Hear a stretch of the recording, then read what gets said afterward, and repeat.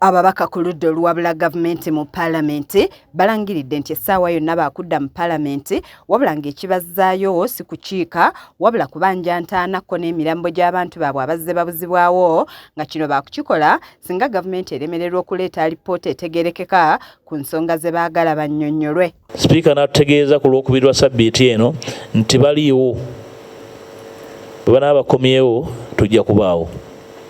Tulinze statement yaabwe ne bwe bateriiwo tujja kusigala nga tukola ebirala. Olunaku olw'eggulo sipiika wa paalamenti Anita Among yasinzidde mu lutuula lwa paalamenti n'aggyako ababaka b'oludda olwabula gavumenti abali mu keedimo kumpi buli kye babadde bafuna mu paalamenti omuli n'okubajja ku lukalala lw'ababaka abagenda okukiikirira Uganda mu mpaka za East African Interparliamentary Games ezigenda okuyindira e Rwanda kw'ossa okubagoba ku bukiiko bwa paalamenti bonna okuwa ekyanya ababaka abatali mu keedimo okwerondamu bassentebe b'obukiiko bwa paalamenti n'ebirala. If members have decided to be out of the house, then that means they should also not be in the committees, because a committee is an extension of the house.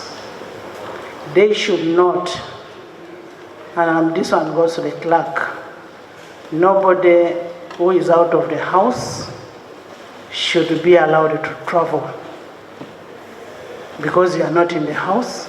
We are going for East African Games that will start on 7th of December. And as these games start, there are people who have deliberately decided to excuse themselves from the house. But they will want to go and present Parliament in Kigali.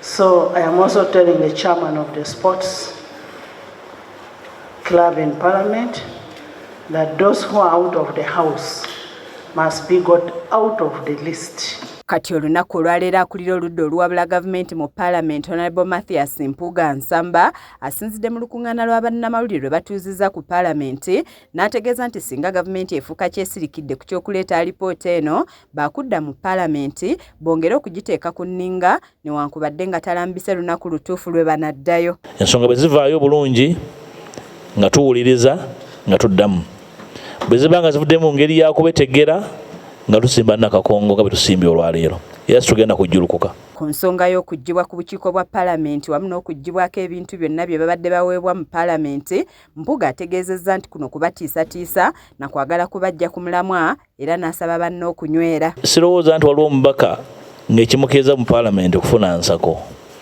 era singa omanyi nti ababaka ba paalamenti babeerawo mu ngeri ya njawulo beyond oba okusinga ensako yaabwe kikulu naye si motivation esinga olwo obuvunaanyizibwa obunene obaleeta okukola.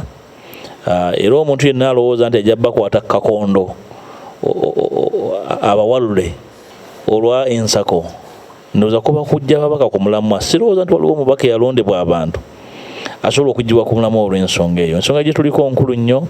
Ababaka bano bakalambidde ti singa ensonga zaabwe tezikolebwako si baakudda mu paalamenti nga n'ekyobukiiko sipiika kwe yabagobye baakubutuulako. Era njala kusaba ababaka b'opposition obutabeera mu mbeera ya kutya abantu baffe baabalonda okujja okubeera eddoboozi lyabwe. Ayagala okusamba omupiira waliwo ebibinja ebyenjawulo ebirowoozo byabwe ebyokugamba nti bo bali ku byabwe nti ffe tudde mu paalamenti tunyumye emboozi eya bulijjo tetujja kikola. Era ng'omukulu omu bw'abuuzizza oyinza otya okugamba nti eno ensonga ntono tinolwekyo weeteekerateekera biddako okuggyako nga ddala by'okola tobimala birowoozaako. Wiiki ziweze bbiri bukya ababaka b'oludda oluwabula gavumenti beekandagga ne bazira entuula za paalamenti nga bawakanya ekyabakuumaddembe okulinnyirira eddembe lya bannayuganda ekiwamba bantu okukwata abantu ne basibwa awatali kuwozesebwa n'ebirala nga bino bye baagala gavumenti ennyonnyoleko ng'eyita mu alipoota ennambulukufu.